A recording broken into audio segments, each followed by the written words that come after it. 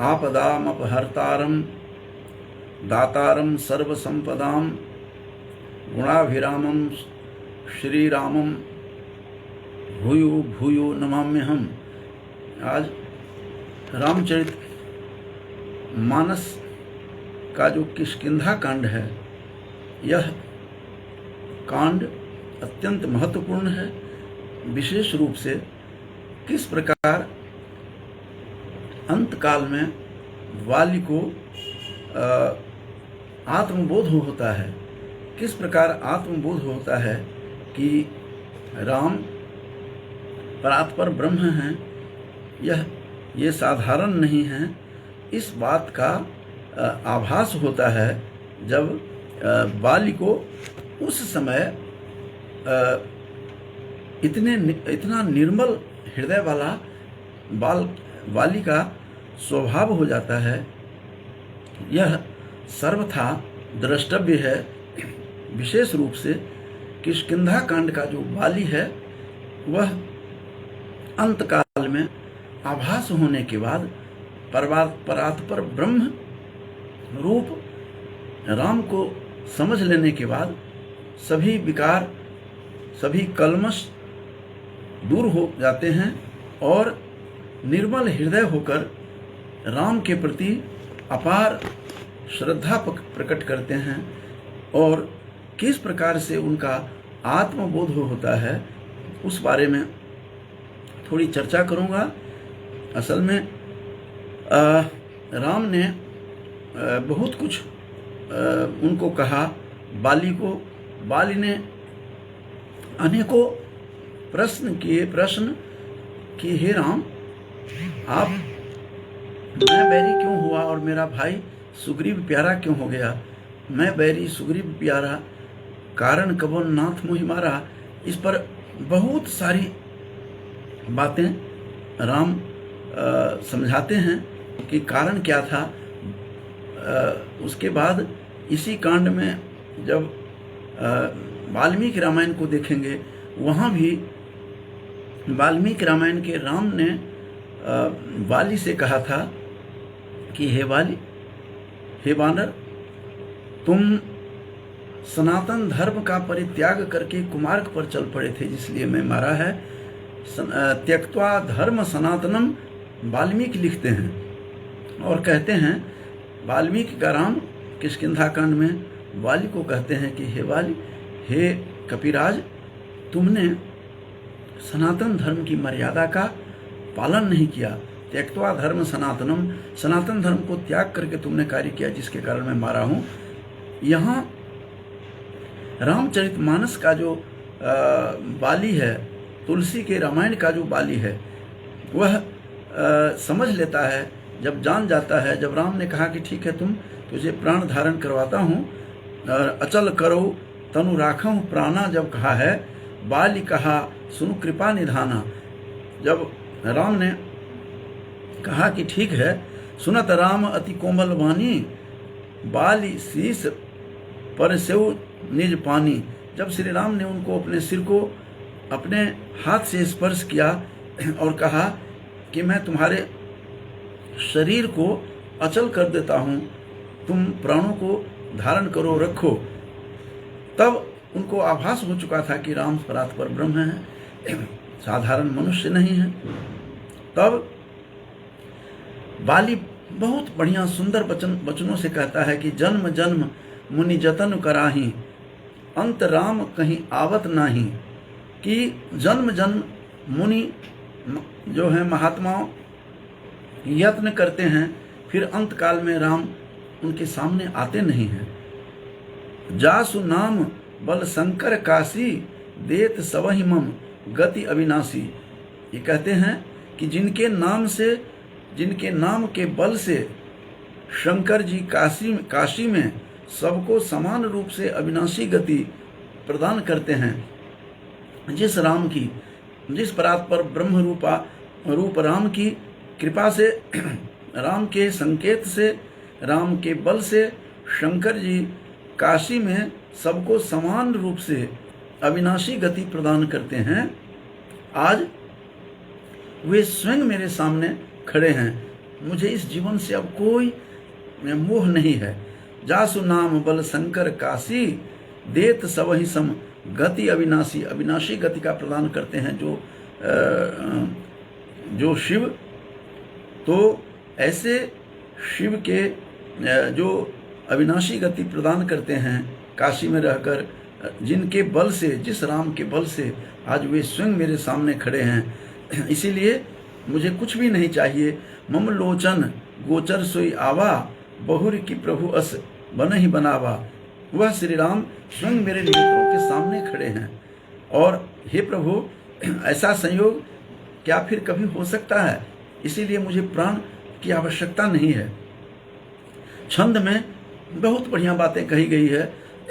तो रामचरितमानस का जो किष्किंधा कांड है, उसमें बाल का आत्मबोध होता है और अंत काल में आत्मबोध हुआ, समझ में आ गया कि यह परात्पर ब्रह्म है, यह साधारण मनुष्य नहीं है राम।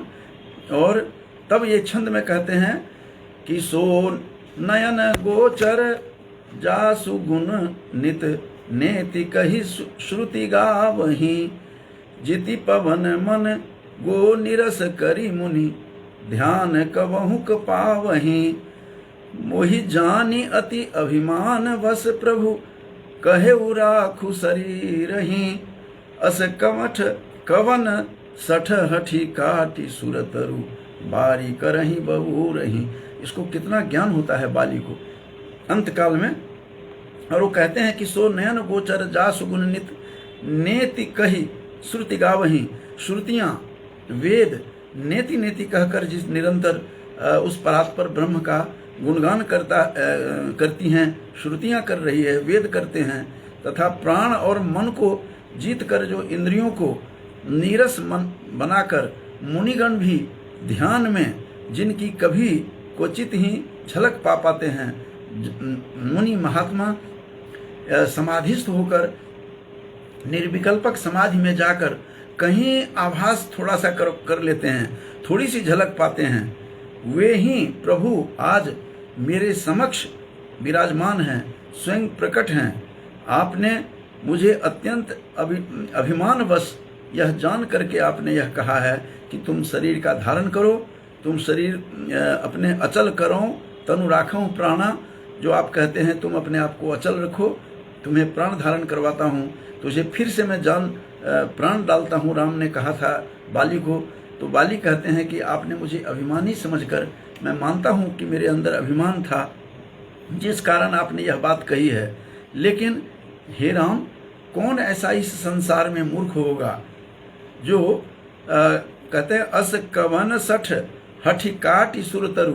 सुरतरु माने देवतरु, देवतरु माने देव वृक्ष को कौन ऐसा बेवकूफ, कौन ऐसा अज्ञानी, कौन ऐसा इस संसार में मंदबुद्धि होगा जो सुरतरु को काटकर बारी करही बबूरही। ऐसा कौन मूर्ख होगा, कौन मंदबुद्धि होगा जो कल्प वृक्ष को काटकर, सुरतरु को काटकर, देवतरु को काटकर बबूर के पेड़ लगाएगा, बाड़ लगाएगा। जैसे कोई कल्प वृक्ष को काटकर बबूल का पेड़ लगाता हो, उस कंटक युक्त बबूल का, उसी प्रकार आप मुझे कह रहे हैं कि तुम जान प्राण को धारण करवाता हूँ, फिर से तुझे मैं जीवित करता हूँ। कौन ऐसा मूर्ख होगा जो सुरतरु को काटकर, कल्प वृक्ष को काटकर बबूल के पेड़ लगाने का काम जैसा कोई करता हो, उसी तरह का काम आप मेरे से क्यों करवा रहे हैं? हे राम, आप मेरे समक्ष खड़े हैं। जन्म जन्म मुनि जतन कराही, अंत राम कहीं आवत नाही। अंत काल राम नहीं आते हैं। आज साक्षात परात्पर ब्रह्म आप स्वयं खड़े हैं और फिर कहते हैं कि तुम्हें प्राण धारण करवाता हूँ। इस प्राण लेकर के मैं क्या करूँगा? अस कवन सठ हठी काटी सुरतरु। कौन ऐसा मूर्ख होगा, मंद बुद्धि होगा, अज्ञानी होगा, जो अज्ञानवश, अज्ञान के वशीभूत होकर कौन ऐसा मूर्ख होगा जो वृक्ष, देव वृक्ष को काटकर, कल्प वृक्ष को काटकर कौन ऐसा होगा जो बबूल का पेड़ लगाएगा? उसी तरह का काम आप कहते हैं। हे राम, ये सब समय अब नहीं है। अब कहते हैं कि अब नाथ करी करुणा बिलो कहूँ, देहु जो वर मांगऊ, कहते वही वर मुझे दीजिए जो अब मैं मांगता हूँ, और मुझे कुछ भी नहीं चाहिए। जेहि जोनि जन्मो कर्म बस तह राम पद अनुरागऊ, यह नयन यह तनय मम सम विनय बल कल्याण, प्रद प्रभु लीजिए गहि बाह सुर नर नाह आपन, दास अंगद कीजिए।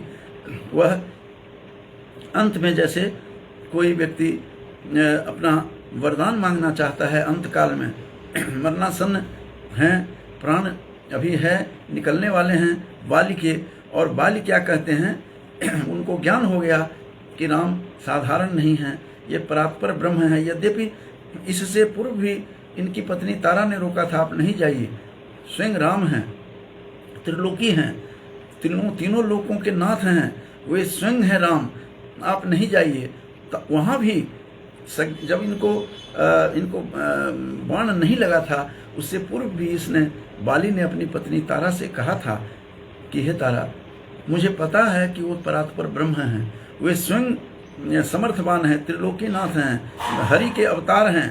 ये इस प्रकार की सारी बातें उन्होंने स्वयं कही है। कहते हैं कि अब नाथ करी करुणा बिलो कहूँ, देहु जो वर मांगऊ, जो मैं वरदान मांगता हूँ वो कृपा करके वो वरदान मुझे दीजिए। जही जोनि जन्मो, कितनी बड़ी बात कही है, इतनी बड़ी बात कि जही जोनि जन्मो, कुछ भी मांग सकता था बाली के पास सारे ऑप्शंस उन्होंने दिए थे। राम ने पूरा का पूरा अवसर दिया, सुअवसर प्रदान किया कि कुछ भी मांग सकते हैं। वो ब्रह्मलीन हो सकते थे, ब्रह्म योनि में जा सकते थे, राममय हो सकते थे, हरि रूप धारण कर सकते थे, जैसे कि जटायु को करवाया था उन्होंने। लेकिन कितना बुद्धिमान था, साक्षात इंद्र के पुत्र के रूप में है। इंद्र के इनका पूर्व शरीर जो है इंद्र का था, तो और सुग्रीव जो थे सूर्य अवतार थे, ये इंद्र अवतार हैं, इंद्र के अवतार हैं। इन्होंने सारी बातें समझ करके, ये कहते क्या हैं, कितने ज्ञानी थे बाली। क्या कहते हैं, कभी चंचल होते हैं, बंदर चंचल प्राणी होता है, फिर भी कितना बड़ा ज्ञानी था। कहते हैं कि जही जोनि जन्मो, मैं जिस योनि में मैं जन्म लूं, जिस भी योनि में कर्मवश अपने कर्मानुसार जिस योनि में मैं जन्म लूं, तह राम पद अनुराग हूँ, मेरे राम के पद में, आपके चरणों में मेरा अनुराग बना रहे, यही वरदान मुझे दीजिए।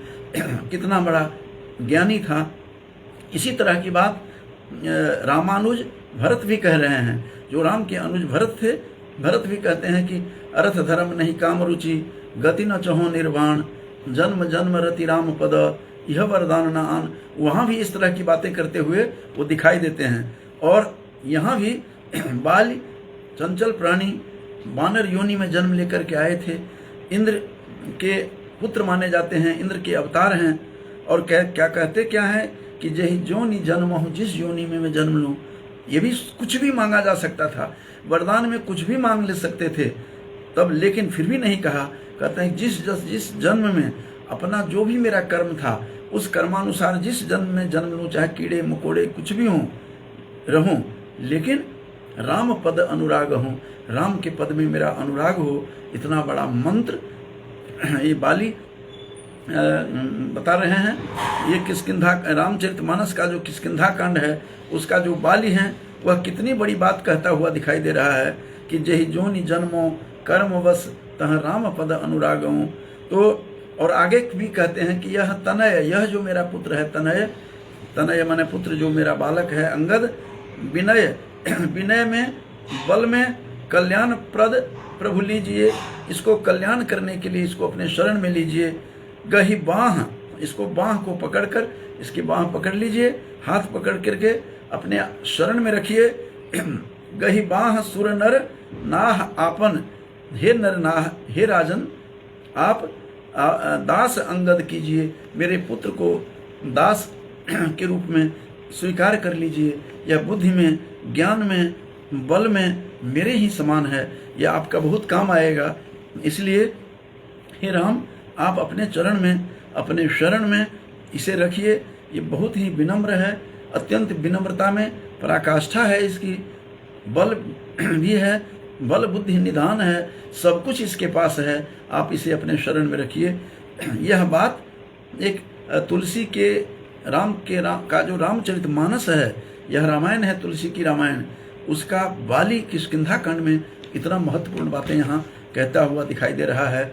और कहता है कि रामचरण दृढ़ प्रीति करी, बाल किन्ह तनु त्याग, सुमन माल जिमि कंठ ते गिरत न जानई नाग।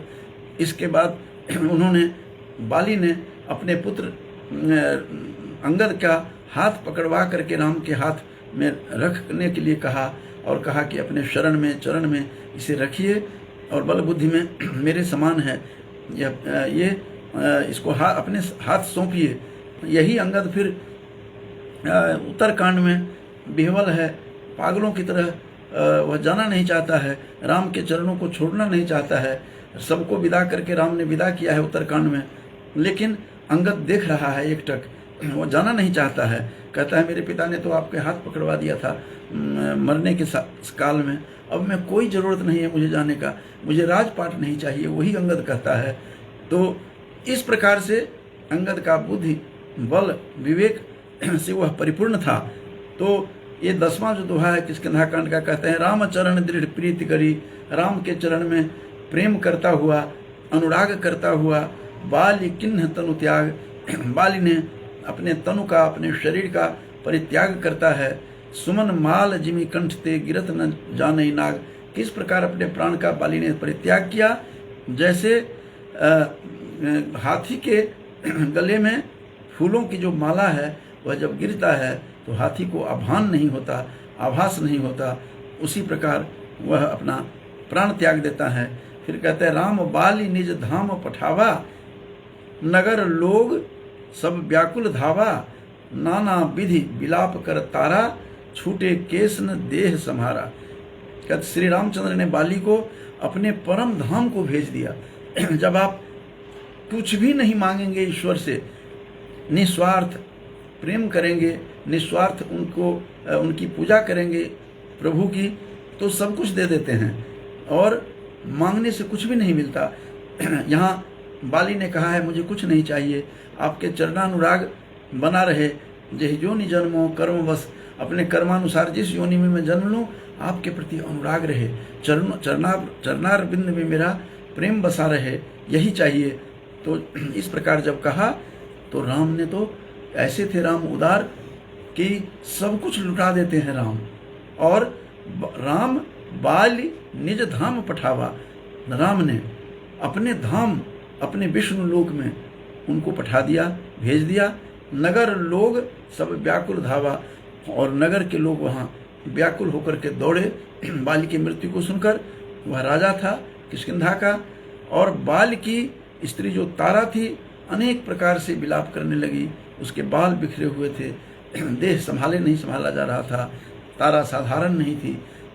ऐसी तारा जो थी उनकी बाली की पत्नी, वह साधारण नहीं थी, 5 कन्याओं में परिगणित है। जो 5 कन्याएं हैं जो इनको प्रातःकाल नित्य स्मरण करने से कहते हैं उसे सभी कलमश, सभी पाप समाप्त हो जाते हैं। ऐसे 5 पंच कन्याओं में तारा का भी नाम परिगणित है। ऐसी बुद्धिमती, ऐसी विदुषी, वाक चातुरी, बुद्धिमती तारा विलाप करती हुई आती है। फिर उसके बाद राम ने उसे भी सांत्वना दी कि शांत रहिए, ये इनकी जीवन का अंत है, अंतिम समय था। और राम बाली निज धाम पठावा, अपने धाम, अपने विष्णु लोक उनको पठा देते हैं, उनको भेज देते हैं। इस प्रकार की बात किष्किंधा कांड में जो रामचरितमानस का जो बाली है, वह बाली अत्यंत महत्वपूर्ण बात कहता है कि मुझे कुछ भी नहीं चाहिए, हे राम, केवल कर्मानुसार जिस जन्म में रहूं, रामानुराग बना रहे, राम के चरणों में प्रीति, आपके चरणों में प्रीति स्नेह बना रहे, और कुछ भी नहीं चाहिए। जब कुछ भी नहीं आप चाहेंगे ईश्वर से, तो ईश्वर सब कुछ उड़ेल देते हैं अपनी कृपा। और यहाँ राम ने उन्हें सीधे अपने लोक पहुँचा दिया। तो इसलिए निस्वार्थ राम से, निस्वार्थ प्रभु से प्रार्थना करना चाहिए। हम लोग मंदिर में जा कर के न जाने क्या क्या उनसे मांगते हैं, कुछ भी नहीं मांगिए तो मांगने से कुछ नहीं होता, और बिन मांगे मोती मिले, मांगे मिले न भीख। यहाँ बाल के वचन को सुनकर, बाल के विचार को सुनकर, उनके ज्ञान को सुनकर ये वैराग्य जो आ गया था, उनको आत्मबोध कैसे हुआ, ज्ञान कैसे होता है। अंतिम काल में बाली को उस को लेकर के मैं थोड़ा प्रस्तुत था। जो रामचरितमानस का जो किष्किंधा कांड है वह अत्यंत महत्वपूर्ण है, ये ज्ञानप्रद है। बाली के समान जिनका बाली जिस प्रकार से बातें कहते हैं कि कुछ भी नहीं मांगना चाहिए, राम के प्रति, ईश्वर के प्रति निस्वार्थ प्रेम रहना चाहिए, और निष्काम भाव से जब कोई काम करते हैं, गीता यही सारा कुछ, गीता में यही है, निष्काम भाव से काम करने से सब कुछ मिल जाता है, और सकाम से कुछ भी नहीं मिलता है कामनाओं से। इसलिए निष्काम भाव से उनके प्रति जो ईश्वर हैं, जो प्रभु हैं, जो परात्पर ब्रह्म हैं, उनके प्रति संपूर्ण समर्पण भाव से उन्हीं पर छोड़ दीजिए तो सब कुछ मिल जाएगा। जैसे बाली को राम बाली निज धाम पठावा, उनके अपने धाम पठा देते हैं, विष्णु लोक में ले जाते हैं, इस प्रकार से परम धाम को पहुंचा दिया। ऐसे ज्ञानी जो साक्षात इंद्र के पुत्र के रूप में बाली को माना गया है, सुग्रीव जो थे उनके भाई वो सूर्य पुत्र के रूप में माने जाते हैं। दोनों अत्यंत ज्ञानी थे। ब्रह्मा ने ही सारा कुछ निर्माण किया था। ये रामावतार के समय यहाँ पर लोगों के कल्याण के लिए, जन कल्याण के लिए इनका अवतरण होना था। तो सभी देवताओं से कहा कि अपना अपना रूप धारण करके पृथ्वी लोक पर जाइए।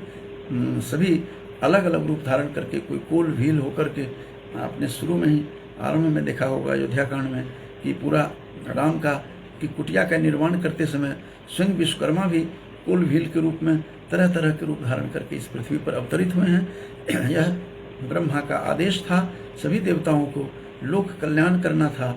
इसलिए इंद्र के पुत्र के रूप में यहाँ बाली स्वयं आए हैं।